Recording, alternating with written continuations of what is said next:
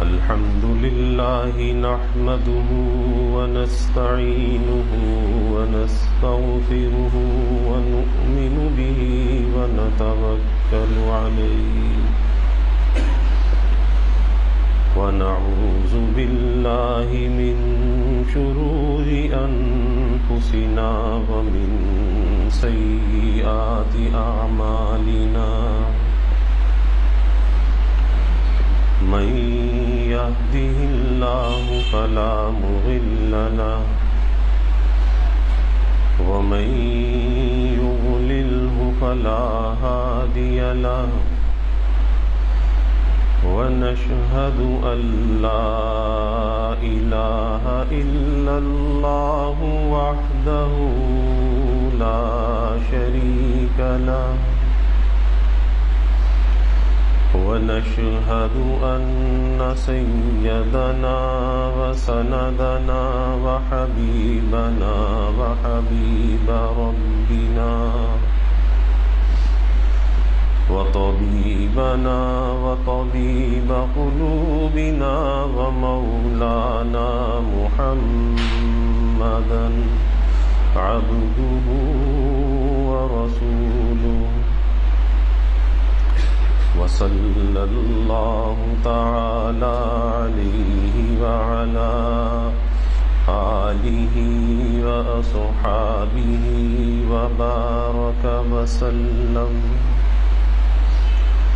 وبارك وسلم تسليما كثيرا كثيرا هو الحبيب الذي ترجى شفاعته لكل حول من الأحوال مقتحم يا رب صل وسلم دائما أبدا على حبيبك من زانت به العصور أما بعد فأعوذ بالله من الشيطان الرجيم بسم الله الرحمن الرحيم وما خلقت الجن والإنس إلا ليعبدون قال النبي صلى الله عليه وسلم شهر رمضان شهر الله وشهر شعبان شهري شعبان المطهر ورمضان المكفر وقال رسول الله صلى الله عليه وسلم اللهم بارك لنا في رجب وشعبان وبلغنا رمضان أو كما قال عليه الصلاة والتسليم صدق الله العظيم وصدق رسوله النبي الكريم ونحن على ذلك لمن الشاهدين والشاكرين والحمد لله رب العالمين. توفیق الہی اپنے محبوب مرشد پاک کی برکت سے جمعے کی ان بابرکت ساعات میں اللہ رب العزت کا بے حد کرم اور احسان ہے کہ اپنے گھر حاضر ہونے کی اللہ نے ہمیں سعادت عطا فرمائی. اللہ تعالی ہم سب کی اس حاضری کو قبول فرمائے اور جمعے کا دن جو تمام دنوں میں افضل دن بھی ہے اور تمام دنوں کا سردار دن بھی ہے، اللہ اس دن کی برکتیں ہمیں عطا فرمائے اور اس گھر سے اس در سے اللہ ہمیشہ وابستگی ہمیں نصیب فرمائے. آج جمعہ کا دن بھی ہے اور شعبان کی 14 تاریخ بھی ہے۔ شعبان کا مہینہ برکت والا مہینہ ہے۔ اس سے پہلا مہینہ رجب کا مہینہ، وہ بھی برکت والا مہینہ۔ اس مہینے کی اہمیت اس اعتبار سے بھی زیادہ ہے کہ اللہ کے حبیب صلی اللہ علیہ وسلم شعبان کے مہینے میں کثرت سے روزے رکھا کرتے تھے۔ آپ صلی اللہ علیہ وسلم سے اس کثرت کا جب سوال کیا گیا کہ رمضان کے علاوہ سال کے اور ایام میں آپ اتنے روزے نہیں رکھتے جتنے ماہ شعبان میں رکھتے ہیں، اور ام المومنین سید عائشہ صدیقہ رضی اللہ عنہ فرماتی ہیں کہ کبھی آپ صلی اللہ علیہ وسلم اس تسلسل کے ساتھ روزہ رکھتے تھے کہ ہمیں یہ محسوس ہوتا تھا کہ آپ کبھی روزے کا ناغہ نہیں فرمائیں گے۔ ماہ شعبان میں یہ کیفیت ہوتی تھی۔ تو جب آپ صلی اللہ علیہ وسلم سے سوال کیا گیا کہ آپ اتنی کثرت سے روزے کیوں رکھتے ہیں، تو آپ نے فرمایا کہ یہ شعبان کا مہینہ رجب اور رمضان کے درمیان کا مہینہ ہے، اور یہ وہ مہینہ ہے کہ جس میں لوگوں کے اعمال اٹھائے جاتے ہیں، یعنی اللہ کے سامنے پیش کیے جاتے ہیں۔ اور میں یہ چاہتا ہوں کہ جب میرا عمل اللہ کے سامنے پیش ہو تو میں روزے کی حالت سے ہوں۔ اسی طرح ایک اور روایت میں آتا ہے، اللہ کے حبیب صلی اللہ علیہ وسلم سے جب یہ سوال کیا گیا کہ آپ اس مہینے میں اتنی کثرت سے روزے کیوں رکھتے ہیں، تو آپ نے فرمایا کہ اس مہینے میں ہر وہ شخص لکھ لیا جاتا ہے جو دنیا میں آنے والا ہے یا دنیا سے جانے والا ہے۔ تو میں یہ چاہتا ہوں کہ اگر میرا شمار دنیا سے جانے والوں میں ہو گیا ہے تو پھر میں روزے کی حالت میں ہوں، اس لیے آپ نے فرمایا کہ میں اس مہینے میں کثرت سے روزے رکھتا ہوں۔ حقیقت یہی ہے کہ یہ شعبان کا مہینہ جو اللہ نے ہمیں عطا کیا، یہ شعبان کا مہینہ رمضان کی تیاری کے لیے عطا کیا، اور رسول اللہ صلی اللہ علیہ وسلم کی حیات طیبہ سے، آپ کے معمولات سے پتہ یہی چلتا ہے کہ آپ صلی اللہ علیہ وسلم رمضان کی تیاری شعبان سے فرمایا کرتے تھے۔ اسی طرح اس مہینے میں اللہ نے ایک نصف شعبان کی رات عطا فرمائی ہے۔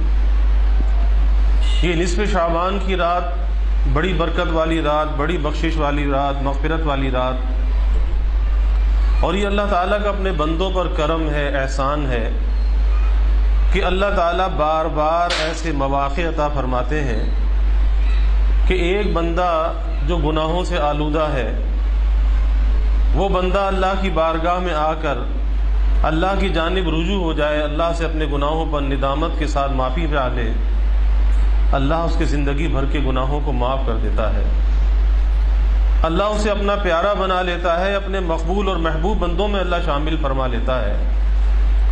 پھر اگر کوئی حاجت ہے، کوئی مشکل ہے، کوئی پریشانی ہے، کوئی رزق کا مسئلہ ہے، تو یہ رات ایسی ہے کہ جس رات میں تمام سال کے فیصلے اس رات کے اندر کر دیے جاتے ہیں۔ کس کو کتنا رزق ملے گا، کون سفر پر جائے گا، کون حرمین شریفین جائے گا، کون دنیا میں آئے گا، کون دنیا سے جائے گا، یہ سارے فیصلے اس شب برات کی رات میں ہو جاتے ہیں۔ لیکن دیکھا یہ جاتا ہے کہ جب ایسی راتیں آتی ہیں تو ان راتوں کی اہمیت کو سمجھنے کے بجائے بہت سے لوگ ان راتوں کو شور و شغل کے ساتھ اور ہلے گلے کے ساتھ گزار دیتے ہیں۔ لوگوں نے شب بیداری کا نام یہ سمجھا کہ راتوں کو روڈوں پر گھوما جائے، ہوٹلوں میں بیٹھا جائے، ساری رات جاگ کر گزاری جائے، اور پھر یہ سمجھا جائے کہ ہم نے اس رات کی فضیلت کو حاصل کر لیا، جبکہ حقیقت یہ ہے کہ انسان کی زندگی کا کوئی بھروسہ نہیں ہے۔ بہت سے لوگ جو گزشتہ شعبان میں موجود تھے آج موجود نہیں ہیں، اور نہ معلوم آئندہ شعبان میں ہم ہوں یا نہ ہوں، کس کے پاس اس بات کی ضمانت ہے؟ تو جو اللہ مواقع عطا فرما دے، جو ایسی راتیں عطا فرما دے، ایسے دن عطا فرما دیں، ایسے مہینے عطا فرما دیں، پھر دل سے ان کی قدر کرنی چاہیے۔ اور قدردانی کیا ہے؟ قدردانی کسے کہتے ہیں؟ قدردانی یہ ہے کہ ان اوقات اور لمحات کو، ان دن اور راتوں کو اللہ کی مرضی کے تابع ہو کر گزارا جائے، اپنی مرضی سے نہ گزارا جائے۔ گزار تو ہم لیتے ہیں، لیکن ہم اس میں اللہ کی مرضی کا خیال نہیں رکھتے، بلکہ اپنی مرضی کے مطابق گزار لیتے ہیں۔ راتیں بھی گزر جاتی ہیں، دن بھی گزر جاتے ہیں، مہینے بھی گزر جاتے ہیں، رمضان بھی گزر جاتا ہے۔ کتنے رمضان زندگی کے اندر آئے اور گزر گئے، کتنی بخشش اور مغفرت کو لٹا کر چلے گئے، لیکن ہم نے اس سے کیا حاصل کیا؟ افسوس اس بات کا ہے کہ کبھی ہم اپنا جائزہ نہیں لیتے کہ ہم نے حاصل کیا کیا۔ یہ راتیں، یہ دن، یہ مہینے، یہ تو ہمیں کچھ دینے کے لیے آتے ہیں۔ اب دیکھنا یہ چاہیے کہ ہم نے کچھ حاصل کیا یا نہیں کیا۔ افسوس اس بات کا ہوتا ہے کہ زندگی کی گاڑی جس ڈگر پر ہوتی ہے اسی ڈگر پر قائم رہتی ہے، اور حاصل ہونے کی ایک علامت اور پہچان یہ بھی ہوتی ہے کہ ان ایام سے، شب و روز سے یا مہینوں سے جو برکت والے ہیں، بخشش والے ہیں، کہ کس نے کیا حاصل کیا، اس کی ایک علامت اور پہچان یہ بھی ہوتی ہے کہ اس کی زندگی میں تبدیلی کتنی واقع ہوئی۔ وقتی طور پر تو ہر انسان رو دھو لیتا ہے، وقتی طور پر تو کچھ تھوڑا بہت اللہ سے رجوع کر لیتا ہے، لیکن ان ایام کا جو اصل مقصد ہے وہ مقصد یہ ہے کہ اپنی زندگی کے اندر تبدیلی کو لایا جائے، تبدیلی واقع کی جائے اور اپنی ذات سے کی جائے۔ آج ہم یہ تو چاہتے ہیں کہ دوسرے درست ہو جائیں، معاشرہ درست ہو جائے، لیکن جو تبدیلی کی ابتدا اپنی ذات سے کرنی چاہیے، آج ہم اس کے لیے آمادہ نہیں ہیں۔ اور یاد رکھیے کہ انسان مکلف بھی اسی بات کا ہے، اور انسان کو اختیار بھی اپنی ذات پر ہے کہ اپنے اندر تو یہ تبدیلی لا سکتا ہے، لیکن دوسروں کے بارے میں اس کو اختیار نہیں ہے، نہ یہ اس بات کا مکلف ہے۔ ہاں، کسی تک بھلائی کی بات تو پہنچا سکتا ہے، لیکن مکلف نہیں کہ کسی کو تبدیل کر دے۔ تو اصل چیز یہ ہے کہ اپنی ذات سے تبدیلی کا آغاز کرنا چاہیے کہ میرے اندر تبدیلی آئی یا نہیں آئی۔ اور ایک بڑی اہم بات یہ کہ اپنا بھائی جائزہ ضرور لینا چاہیے، کسی خوش فہمی کا شکار نہیں ہونا چاہیے۔ آج اکثر یہ دھوکہ ہمیں لگا رہتا ہے کہ اپنے بارے میں خوش فہمی کا شکار ہوتے ہیں اور دوسروں کے بارے میں بدگمانی کا شکار ہوتے ہیں، فلاں ایسا ہے، فلاں ایسا ہے، فلاں ایسا ہے، اور اپنے بارے میں یہ گمان ہوتا ہے کہ ہم سے زیادہ نیک اور پارسا کوئی نہیں ہے۔ اور یہی سب سے بڑی خرابی ہے جو انسان کی ترقی میں، اس کے تعلق مع اللہ کے حصول میں رکاوٹ بنی رہتی ہے کہ یہ اپنے کو پاکیزہ اور پارسا سمجھ رہا ہے، غلطیوں سے، خرابیوں سے مبرہ سمجھ رہا ہے۔ اور اللہ قرآن میں کہتا ہے فَلَا تُزَكُّوا أَنفُسَكُمْ هُوَ أَعْلَمُ بِمَنِ اتَّقَىٰ، کہ تم اپنے کو پارسا نہ سمجھو، یہ تو اللہ جانتا ہے کہ کون کتنا پارسا ہے، اور یہ فیصلے کو دنیا میں کرنے کے فیصلے نہیں، یہ تو اللہ قیامت کے دن فیصلہ کرے گا کہ کون کتنا متقی تھا، کون کتنا اللہ سے ڈرنے والا تھا۔ یہ فیصلے دنیا میں کرنے کے نہیں ہیں، یہاں تو صرف عمل کرنا ہے، اور عمل بھی کس کے لیے کرنا ہے؟ اللہ کی رضا کے لیے کرنا ہے، اللہ کو راضی کرنے کے لیے کرنا ہے۔ یہ نہیں کہ جو اپنا جی چاہے، جس میں اپنے نفس کو لذت اور مزہ آئے وہ کام تو کر لیا، اور جو اپنے نفس پر بھاری ہو وہ کام چھوڑ دیا۔ اللہ کو راضی کرنے کے لیے کرنا ہے۔ تو یہ رات بخشش اور مغفرت والی رات جو آج آنے والی ہے، کیونکہ رات پہلے آتی ہے اسلامی اعتبار سے، دن بعد میں آتا ہے، تو آج کی جو رات ہے یہ نصف شعبان کی رات ہے، بڑی فضیلت والی رات ہے۔ اللہ کے حبیب صلی اللہ علیہ وسلم کے بارے میں آتا ہے، کئی احادیث مبارکہ ہیں، اس کا مفہوم میں عرض کرتا ہوں کہ ایک مرتبہ ام المومنین سیدہ عائشہ صدیقہ رضی اللہ عنہا نے دیکھا کہ اللہ کے حبیب صلی اللہ علیہ وسلم نے بہت طویل سجدہ فرمایا۔ فرماتی ہیں کہ وہ سجدہ اتنا طویل تھا کہ مجھے یہ گمان ہونے لگا کہ کہیں آپ کی روح تو پرواز نہیں کر گئی۔ میں نے اتر کر آپ کے پیر کو تھوڑا سا دیکھا تو اس میں جنبش پائی، تو پھر اپنے بستر پر آ گئی۔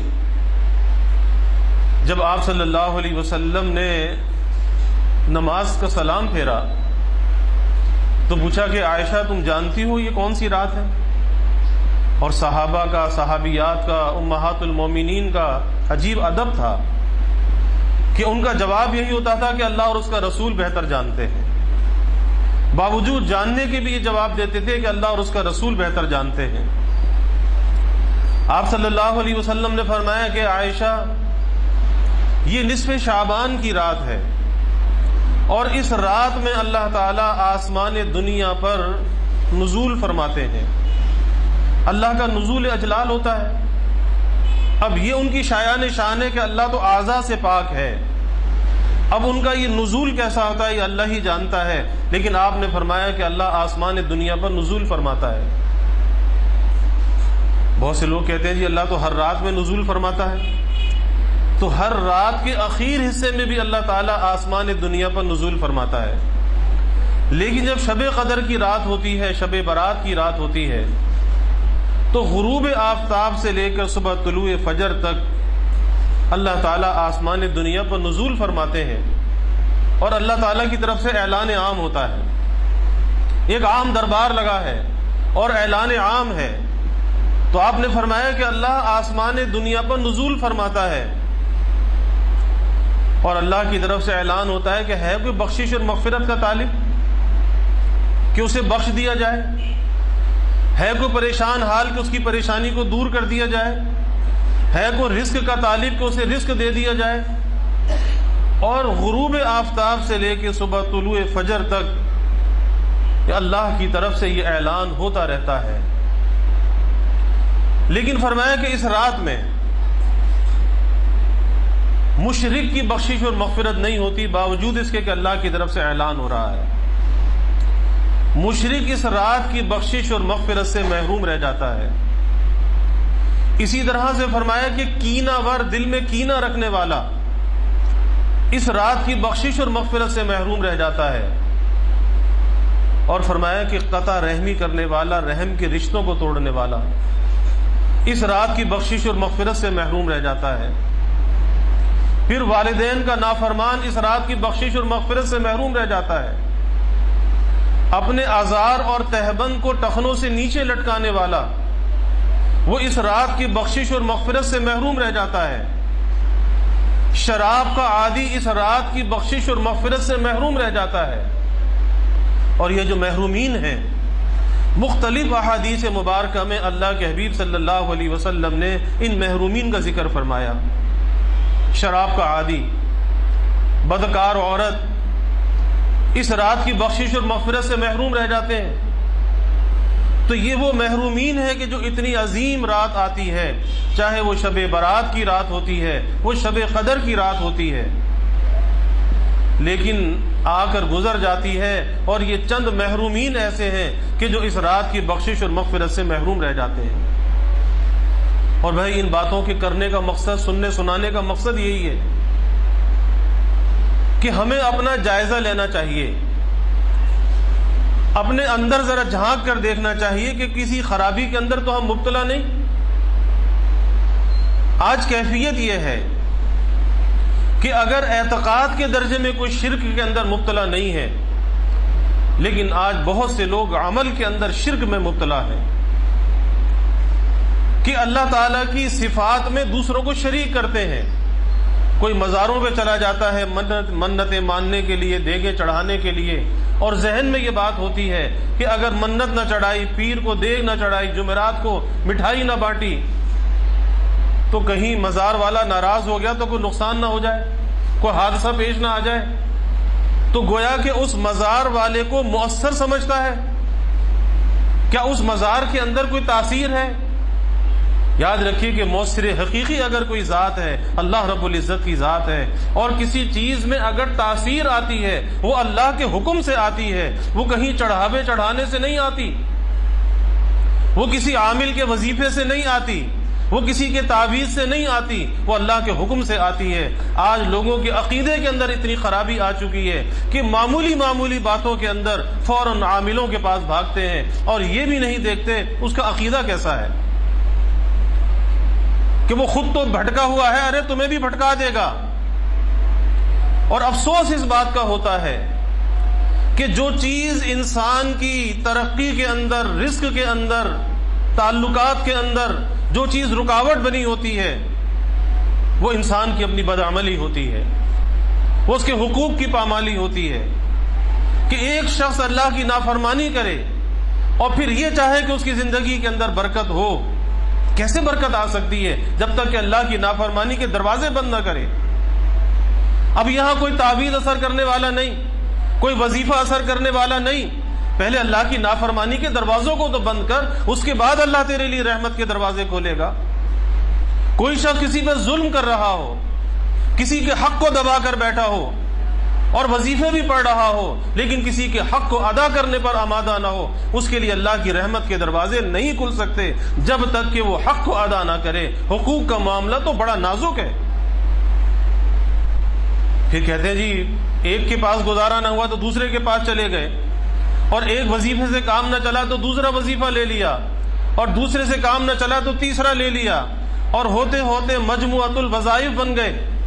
تو یاد رکھیے کہ ایسے وظیفے کام نہیں کر سکتے جب تک کہ اس کے حقوق کو ادا نہ کیا جائے۔ کسی پہ ظلم کیا ہے تو معافی نہ مانگی جائے، اس کی تلافی نہ کی جائے، اس وقت تک اللہ کی رحمت کے دروازے کھلنے والے نہیں۔ اب یہ کیا ہے؟ یہ شرک عملی ہے کہ انسان اپنے عمل سے جو ہے اپنے شرک کو ظاہر کرتا ہے کہ یہ شرک ایسا ہے کہ جو کسی کو مؤثر سمجھ رہا ہے، اور مؤثر حقیقی اللہ رب العزت کی ذات ہے۔ تو پہلے اپنی خرابیوں کو دور کرنا چاہیے، اپنی بدعملیوں کو دور کرنا چاہیے، کوتاہیوں کی تلافی کرنی چاہیے، اس کے بعد پھر دیکھیں کہ اللہ کی رحمت کیسے متوجہ ہوتی ہے۔ اور اگر اس کی تلافی نہ کی، پھر شب برات آ جائے، شب قدر آ جائے اور آ کے گزر جائے، اور کتنی تو زندگی میں گزر چکی، لیکن وہ شخص جو اس کی تلافی کرنا نہ چاہے وہ وہیں کے وہیں رہتا ہے، وہ محروم ہی رہتا ہے۔ اس لیے اللہ کے حبیب صلی اللہ علیہ وسلم نے ان محرومین کو بیان فرمایا اور یہ احسان فرما دیا، ورنہ ہمیں کیسے معلوم ہوتا کہ کون نوازا جائے گا اور کون محروم رہ جائے گا۔ پھر کینہ، دلوں کے اندر کینہ رکھنا، کہ جب انسان کو کسی سے ناگواری پہنچتی ہے اور بدلہ اور انتقام لینے پر وہ قادر نہیں ہوتا تو دل کے اندر ایک گھٹن کی کیفیت پیدا ہو جاتی ہے۔ یہ جو گھٹن کی کیفیت ہے یہ کینہ کہلاتا ہے، کہ ایک چھپا ہوا انتقام کا جذبہ اس کے دل کے اندر ہے۔ اب یہ انتقام بھی نہیں لے سکتا لیکن اندر ہی اندر جل رہا ہے، گھٹ رہا ہے، کبھی اس کی غیبت کرتا ہے، اس کا برا چاہتا ہے، اس کا نقصان چاہتا ہے۔ تو بھائی یہ دنیا ہے، دنیا میں ناگواریاں تو پیش آتی ہیں، اولاد کی جانب سے بھی آتی ہیں، اولاد کو ماں باپ کی جانب سے بھی آتی ہیں، شوہر کو بیوی کی جانب سے، بیوی کو شوہر کی جانب سے، بھائی کو بھائی کی جانب سے، پڑوسی کو پڑوسی کی جانب سے ناگواریاں تو پیش آتی ہیں۔ یہ دنیا ہے، جنت نہیں ہے۔ لیکن اس کا مقصد کیا ہے؟ کہ اس کو دل کے اندر، اس کے اندر بغض اور کینہ رکھ لیا جائے، اس نجاست کو دل کے اندر پال لیا جائے، اور پھر اتنی عظیم رات آ کر رحمت اور بخشش کو لٹا کر جائے، اس کا می برسا کر جائے، لیکن اس کی غلاظت ایسی ہو کہ اس می سے بھی نہ دھل سکے۔ اس کی تلافی خود کر سکتا ہے، اور جب یہ اس کی تلافی کر لے گا، وہی مثال ہے کہ اگر بارش برس رہی ہو اور کوئی آدمی چھتری تان کر کھڑا ہو، پھر کہے جی بارش کا پانی تو مجھ پہ نہیں آتا، تو کیسے آئے گا؟ یہ چھتری ہٹا دے تو تجھ پر بھی آئے گا۔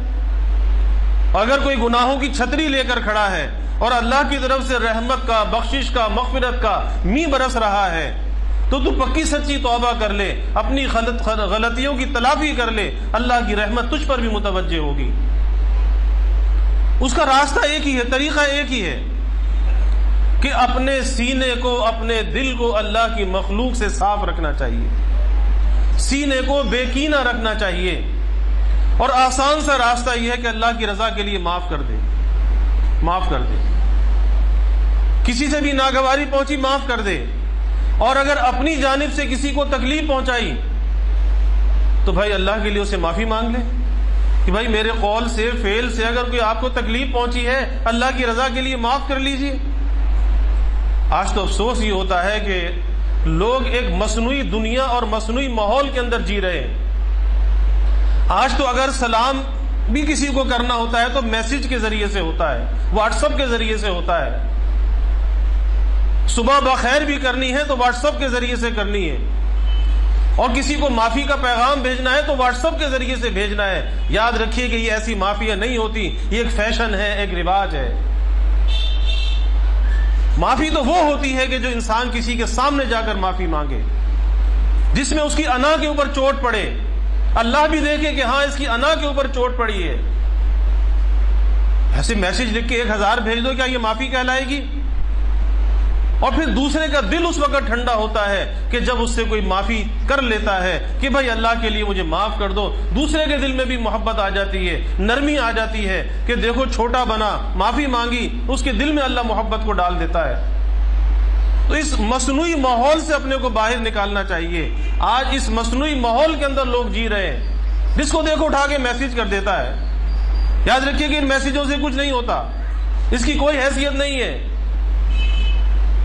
یہ بھی اپنی انا کو بچانے کے لیے، اس انا کو قائم رکھنے کے لیے کہ مجھے سامنے نہ جانا پڑے، سامنے جا کر اس انا کو پاش پاش نہ کرنا پڑے۔ تو اس مصنوعی دنیا سے اپنے کو باہر نکالیے۔ یہ مصنوعی دنیا کون سی دنیا ہے؟ یہ سوشل میڈیا کی دنیا ہے، یہ حقیقی دنیا نہیں، یہ مصنوعی دنیا ہے، جس سے آج رشتوں کے جو حقوق ہیں آج سب سے زیادہ اس مصنوعی چیز سے پامال ہو رہے ہیں، اور انسانوں کے درمیان دوریاں پیدا ہو رہی ہیں۔ اس نے لوگوں کو ایک دوسرے سے دور کر دیا ہے۔ جس کو دیکھو کوئی ایل سی ڈی کے سامنے بیٹھا ہے، کوئی موبائل لے کر بیٹھا ہے، باپ کو بیٹے کی فکر نہیں، بیٹے کو باپ کی فکر نہیں، شوہر کو بیوی کی فکر نہیں، بیوی کو شوہر کی فکر نہیں، ہر ایک اپنی مصنوعی دنیا کو آباد کیے ہوئے ہے۔ اس مصنوعی دنیا سے اپنے کو نکالنا چاہیے اور حقیقت کی طرف لوٹنا چاہیے۔ حقیقت کیا ہے؟ ہمارے نبی کی زندگی کو دیکھیے، صحابہ کی زندگی کو دیکھیے، خلفائے راشدین کی زندگی کو دیکھیے۔ حضرت عمر رضی اللہ تعالی عنہ کا واقعہ آتا ہے کہ ایک مرتبہ حضرت عمر رضی اللہ تعالی عنہ دوپہر کا وقت اپنے گھر پر تشریف لائے۔ ایک سائل گھر پر آیا اور آ کر کہا جی میرا فلاں مسئلہ ہے، میرا مسئلہ حل کر دیجیے امیر المومنین ہے۔ حضرت عمر رضی اللہ عنہ کو غصہ آیا کہ ابھی تو میں مسجد سے اٹھ کر آیا، سارے کاموں کو نپٹا کر آیا، اور جب میں گھر پر آیا تو تم یہاں پر آ گئے، وہاں کیوں نہیں آئے؟ اور حضرت عمر رضی اللہ عنہ کے ہاتھ میں کوڑا ہوتا تھا، غصے میں ایک کوڑا بھی اسے مار دیا کہ وہاں پر کیوں نہیں آئے۔ اور ظاہر ہے کہ جو کسی کے دفتر کا وقت ہو اور کوئی دفتری کام ہو تو دفتر میں جا کے وہ کام کرانا چاہیے،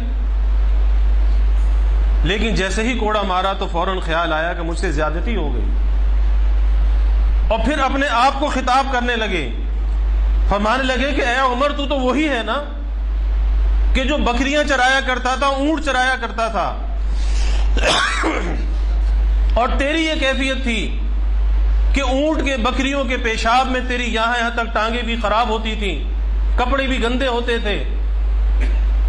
آج اسلام نے تجھے یہ عزت اور شوکت دی، اسلام نے یہ تجھے منصب اور مرتبہ دیا، ایک سائل تیرے در پہ آتا ہے اور تو اسے کوڑا مارتا ہے۔ فوراً اس سے معافی مانگی کہ بھائی اللہ کی رضا کے لیے مجھے معاف کر دے اور بتا کہ تیرا کیا مسئلہ ہے، میں تیرا مسئلہ حل کر دوں۔ تو معافی تو یہ معافی ہوتی ہے کہ جس میں اپنی غلطی کا احساس اور ادراک ہوتا ہے، یہ فیشن والی معافی نہیں۔ تو سینہ جو ہے کینے سے پاک ہونا چاہیے۔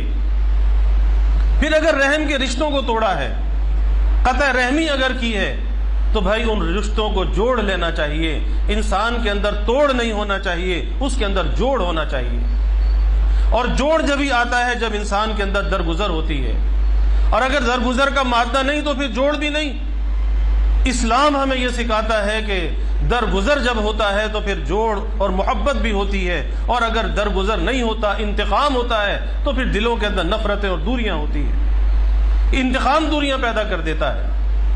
تو دلوں کے اندر کو جوڑنے کا راستہ یہی ہے کہ آدمی درگزر کرتا چلا جائے۔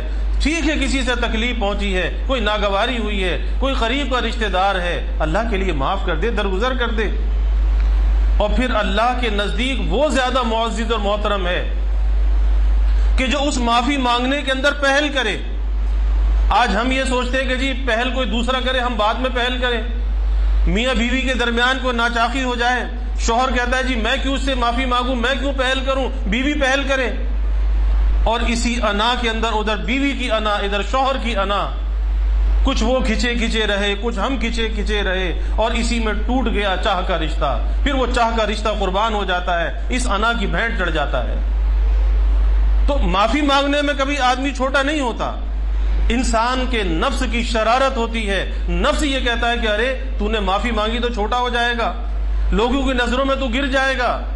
تو یاد رکھیے کہ معافی مانگنے سے کبھی چھوٹا نہیں ہوتا، بلکہ جو معافی مانگنے میں پہل کرتا ہے اللہ کی نظر میں معزز اور محترم ہوتا ہے۔ اس لیے اس معاملے کے اندر کبھی دیر نہیں کرنی چاہیے، فوراً معافی مانگ لینی چاہیے۔ پھر ازار اور تہبند کو ٹخنوں سے نیچے لٹکانے والا، لوگوں کو احساس ہی نہیں ہوتا، گناہ بے لذت ہے۔ حدیث شریف میں آتا ہے کہ وہ حصہ جسم کا کہ جو ٹخنوں سے نیچے ازار اور تہبند سے انسان ڈھانک لیتا ہے، اس کی سزا کیا ہوگی کہ یہ جہنم کی آگ میں ہوگا۔ اور جہنم کی آگ کا تحمل کون کر سکتا ہے، کون برداشت کر سکتا ہے؟ تو کیا اتنا بھی انسان اپنے نبی کی محبت میں نہیں کر سکتا؟ عشق رسول کے دعوے تو بہت کرتے ہیں، کیا عشق رسول یہی ہے کہ نبی ہمارا یہ کہے کہ ٹخنے کھول کے رکھو، اور ہم کہیں کہ ہم عاشق بھی ہیں لیکن نبی کی بات نہیں مانیں گے، ہم ٹخنوں کو ڈھک کر رکھیں گے؟ تو یہ کون سا عشق رسول ہے؟ عاشق تو وہ ہوتا ہے، عشق سے کہتے ہیں کہ جو اپنے محبوب کی ایک ایک ادا پر قربان ہو جاتا ہے اور ایک ایک ادا کو اپناتا ہے، پھر وہ یہ نہیں دیکھتا کہ لوگ کیا کہیں گے۔ آج بہت سے لوگ بہت سی نیکیوں سے اس وجہ سے محروم ہیں، یہ سوچتے ہیں جی لوگ کیا کہیں گے، اگر داڑھی رکھ لی تو لوگ کیا کہیں گے، اگر لباس کو درست کر لیا تو لوگ کیا کہیں گے۔ ارے تم نے لوگوں کو راضی کرنا ہے یا اللہ کو راضی کرنا ہے؟ جنت تمہیں اللہ دے گا یا یہ لوگ دیں گے؟ عمل اللہ کے لیے کرنا ہے، ان لوگوں کے لیے کرنا ہے؟ پیش نظر مرضی مولا ہونی چاہیے کہ میرا مولا راضی ہو جائے، میرا رب راضی ہو جائے، مجھے پیدا کرنے والا میرا رب ہے، رازق میرا رب ہے۔ تو پھر لوگوں کی کیا پرواہ کرنا، اور پھر اس کام کے اندر لوگوں کی پرواہ کرنا، اللہ اور اس کے رسول کی رضا کا خیال نہ کرنا۔ تو یاد رکھیے کہ ازار اور تہبند سے اپنے ٹخنوں کو ڈھانکنے والا یہ بھی اس رات کی بخشش اور مغفرت سے محروم رہ جاتا ہے۔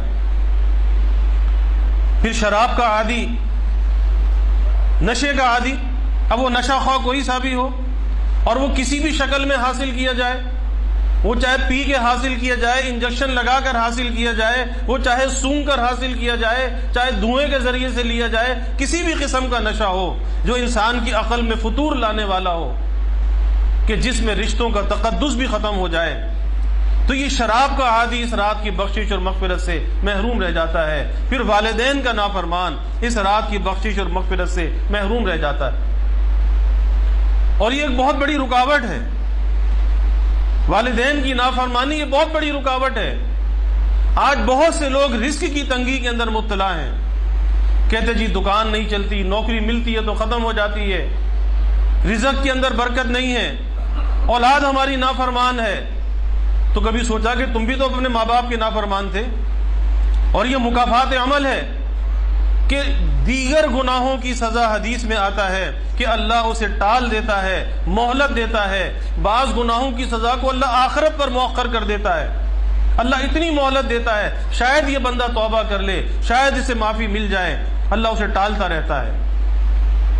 لیکن ماں باپ کو ستانے والا، ماں باپ کو اذیت پہنچانے والا، ماں باپ کا نافرمان، اللہ کے حبیب صلی اللہ علیہ وسلم نے فرمایا اس دنیا کے اندر مکافات عمل سے گزرتا ہے، اور ماں باپ کو ستانے والا کبھی دنیا میں آسودہ نہیں رہتا، اور سب سے پہلی چیز جو آتی ہے وہ رزق کی تنگی آتی ہے کہ رزق کی تنگی کے اندر مبتلا کر دیا جاتا ہے۔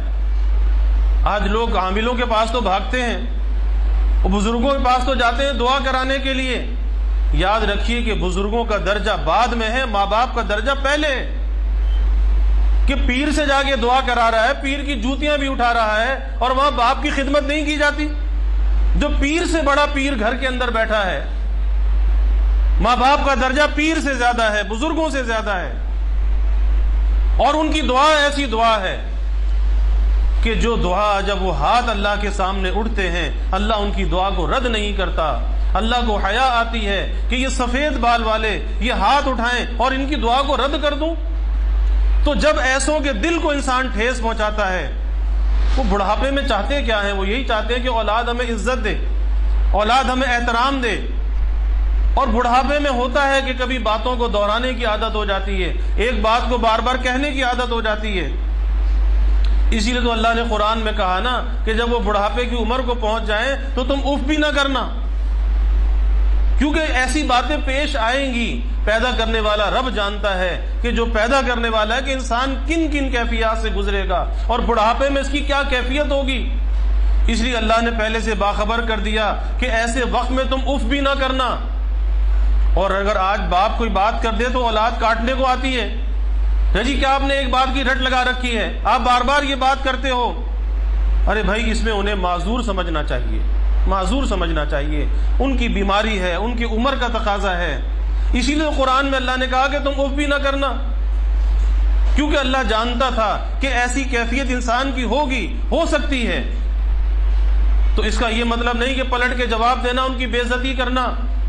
اور اگر ایسا کرو گے تو بھائی سزا بھی اس کی بڑی سخت ہے کہ دنیا کے اندر اس مکافات عمل سے گزرنا ہے. ایک واقعہ شاہ عبد الغنی صاحب پھول پوری رحمت اللہ علیہ نے بیان کیا کہ ایک شخص، ایک نوجوان اپنے باپ کو گھسیٹ کر لے جا رہا تھا. تو ایک جگہ پہنچ کر اس کے باپ نے کہا کہ بیٹا یہ جو فلاں بانس لگا ہوا ہے نا اس سے آگے نہ جانا، اگر تو اس سے آگے گیا تو ظالم ہو جائے گا. اس نے کہا کہ کیسے ظالم ہو جاؤں گا؟ کہا کہ میں نے اپنے باپ کو یہیں تک گھسیٹا تھا تو یہاں تک تو مجھے گھسیٹ لے، اگر اس سے آگے گھسیٹا تو ظالم ہو جائے گا. یعنی اس نے اپنے باپ کو گھسیٹا تھا، اس کا بیٹا اسے گھسیٹ رہا ہے اور وہ باپ اسے بتا رہا ہے کہ میں نے اپنے باپ کے ساتھ یہ ظلم کیا تھا. تو ڈرنے کا مقام ہے. یہ دنیا کے اندر بھائی نظر آ جاتا ہے کہ ماں باپ کو ستانے والا اس دنیا کے اندر آسودہ نہیں رہتا. آج کی رات بخشش اور مغفرت والی رات ہے. اگر کوئی اس کی بخشش اور مغفرت حاصل کرنا چاہتا ہے تو اس کے لیے آسان سی بات ہے کہ والدین کو راضی کر لے، پاؤں پکڑ کے معافی مانگ لے. اب اس رات میں کرنے کے کام کیا ہے بھائی؟ یہ سب سے بڑا جو عمل ہے وہ رجوع اللہ ہے. کوئی خاص عمل نہیں، کوئی خاص نماز نہیں، کوئی خاص وظیفہ نہیں. جب بھی اس قسم کی راتیں آتی ہیں اس کا مقصد یہ ہوتا ہے کہ بندہ اپنے دل کی سچائی کے ساتھ اللہ کے سامنے رجوع ہو جائے. اور رجوع کا جو پہلا قدم ہوتا ہے وہ اپنے گناہوں پر ندامت اور پشیمانی اور پکی سچی توبہ ہوتی ہے. کہ جب تک توبہ سے توبہ مانگ کر اللہ کو راضی نہ کرے، توبہ کے ذریعے سے گناہوں کی گندگی کو دور نہ کرے، اس وقت تک اللہ کی رحمت کیسے متوجہ ہوگی؟ اور پھر اللہ تو ہر وقت معاف کرنے کے لیے تیار ہے. اللہ کی طرف سے معافی میں تاخیر نہیں ہے، تاخیر ہے تو بندے کی جانب سے ہے. اللہ تو ہر گھڑی معاف کرنے کو تیار ہے. پھر جب ایسی عظیم راتیں آتی ہیں اس میں تو اللہ کی بخشش و مغفرت جوش پر ہوتی ہے. بس دل کی ندامت کو اللہ کے سامنے پیش کر دے تو اللہ تعالیٰ سے معافی مانگنا. پھر ہر شخص مشکلات کا پریشانیوں کا شکار ہے. اپنی مشکلات کو پریشانیوں کو اللہ کے سامنے پیش کرنا، اپنے کو محتاج اور سائل بنا کر، بھکاری اور منگتا بنا کر اللہ کے سامنے پیش کرنا، اپنے عجز کو انکساری کو اللہ کے سامنے پیش کرنا. اور اللہ یہی دیکھنا چاہتا ہے کہ یہ بندہ اپنے عجز کو، محتاجگی کو میرے سامنے پیش کرتا ہے یا نہیں کرتا. تو اس رات کے قیام کا اہتمام کرنا، اور قیام کا مطلب یہ نہیں کہ ساری رات کو جاگ کر گزارنا یا میلے ٹھیلے کے ساتھ گزارنا. رات غروب آفتاب سے شروع ہو جاتی ہے تو مغرب کے بعد سے انسان اعمال کو شروع کر دے. صلاۃ التوبہ بھی پڑھ لے، صلاۃ الحاجت بھی پڑھ لے، اور کچھ تلاوت کر لے، کچھ ذکر کر لے، اللہ سے مناجات کرے، دعائیں کرے، اللہ سے مانگے. لیکن اس رات میں آتش بازی کا کرنا، حلوے کا پکانا، کیونکہ بہت سے لوگ یہ کہتے جی اگر حلوہ نہیں پکایا تو اس رات کی فضیلت کیسے حاصل ہوگی؟ حلوہ پکانا تو ضروری ہے. اور پھر اس کی ایک توجیہ پیش کرتے ہیں، کہتے جی حضرت حمزہ رضی اللہ عنہ اس شعبان کے مہینے میں شہید ہوئے تھے. حضور صلی اللہ علیہ وسلم نے حلوے سے ان کی فاتحہ دلوائی تھی. یا حضور صلی اللہ علیہ وسلم کا دندان مبارک شہید ہوا تھا تو آپ نے حلوہ کھایا تھا، اس کی توجیہ یہ پیش کرتے ہیں، جبکہ وہ واقعہ غزوہ احد کا ہے، اور غزوہ احد شعبان میں نہیں ہوا، وہ شوال کے مہینے میں ہوا، اس لیے ان چیزوں کی کوئی حقیقت نہیں۔ اس قسم کی خرافات سے اپنے آپ کو بچانا چاہیے، ورنہ ان بدعات کی وجہ سے اور رسومات کی وجہ سے آدمی ان راتوں کی خیر سے محروم ہو جاتا ہے، پھر کوئی مخصوص عبادت اور مخصوص نماز نہیں، اور بالخصوص نوافل کی تو نماز بالکل نہیں، کہ نفل کی نماز، صلاۃ و تسبیح کی نماز، احناف کے ہاں نفل کی نماز مکروہ تحریمی ہے۔ تو اس سے بھائی اجتناب کرنا، بس جہاں جگہ مل جائے کسی گھر کے کونے میں، گوشے میں، کہیں پر بھی بیٹھ کر اللہ کی طرف رجوع ہو جائے، اللہ سے اپنی حاجات کا سوال کرے، اپنی گناہوں پر معافی مانگے۔ تو ایک عمل اس کی رات کا قیام ہے، اور ایک عمل اس کے دن کا روزہ رکھنا ہے۔ حکیم الامت حضرت تھانوی رحمۃ اللہ علیہ فرماتے تھے کہ اللہ تعالیٰ نے نصف شعبان کا جو روزہ ہے، ایک نمونے کا روزہ رمضان سے پہلے عطا فرمایا کہ اس ایک روزے کو رکھ کر دیکھ لو، اس میں آسانی ہوگی تو رمضان کے روزے بھی آسان ہوں گے۔ اس لیے ایک روزہ رکھ کر انسان کی ہمت بڑھ جاتی ہے کہ جی رمضان کے روزے بھی ایسے ہی ہوں گے۔ لیکن یہ شعبان کا جو روزہ ہے یہ فرض و واجب نہیں ہے، اور احادیث مبارکہ میں ایک حدیث اس بارے میں آتی ہے کہ 15 شعبان کا روزہ رکھو، اور علماء نے کہا کہ یہ حدیث ضعیف ہے، لیکن اگر کوئی رکھ لے نفل روزے کی نیت سے تو اس کو ثواب بھی ملے گا، لیکن فرض و واجب نہیں۔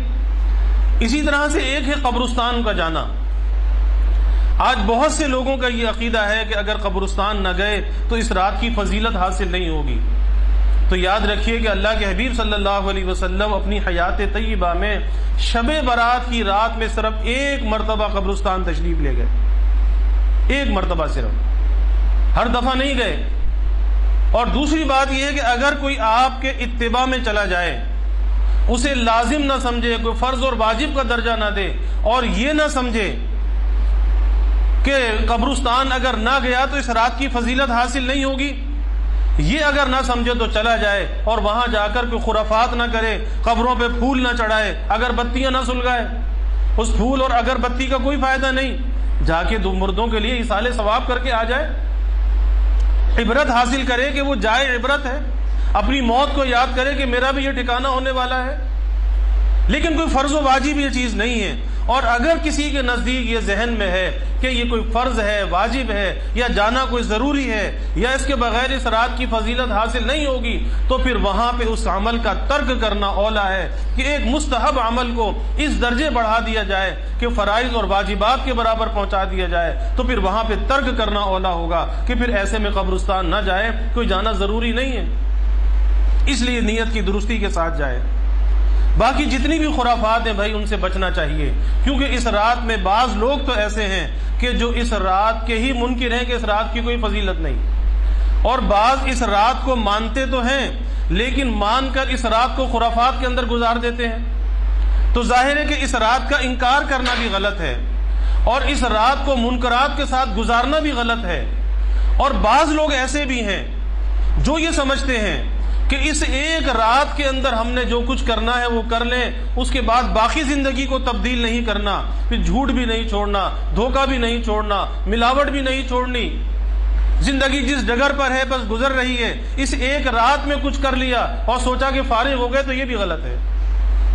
عمل کا تعلق ایک رات کے ساتھ نہیں ہے، ساری زندگی کے ساتھ ہے۔ ساری زندگی اس بات کی جد و جہد ہے کہ اللہ کو راضی کرنا ہے نیکی کے ذریعے سے، اور گناہوں سے بچ کر اللہ کی رضا کا اہتمام کرنا ہے۔ خالی ایک رات کی اتنی اہمیت نہیں کہ ایک رات میں عمل کر کے ساری زندگی کے لیے فارغ یا سارے سال کے لیے فارغ، تو ایسا بھی نہیں ہے۔ بس اعتدال یہی ہے کہ اس رات کے قیام کا اہتمام کرے، رجوع اللہ کا اہتمام کرے، اور ممکن ہو سکے دن کا روزہ رکھ لے، لیکن خرافات سے اپنے آپ کو بچائے۔ اور اس رات میں بھائی آئندہ ایک سال کے فیصلے ہو جاتے ہیں کہ کس کو کتنا رزق دیا جائے گا، کون دنیا میں آئے گا، کون سفر پہ جائے گا۔ تو یہ اللہ سے مانگنے کی رات ہے، اپنی مشکلات کو، پریشانیوں کو اللہ کے سامنے پیش کرنے کی رات ہے۔ اللہ ہمیں اس کی قدردانی کی توفیق عطا فرمائے، اور رجوع اللہ کے ساتھ اللہ یہ رات گزارنے کی توفیق عطا فرمائے۔ اور اس رات میں اللہ اس امت کے حق میں، ہمارے اس ملک کے حق میں اور ہم سب کے حق میں اللہ تعالیٰ خیر کے فیصلے فرمائے اور اللہ خیر کو غالب فرمائے اور اللہ ہر قسم کے شرور کو دفع فرمائے۔ وآخر دعوانا الحمد للہ رب العالمین۔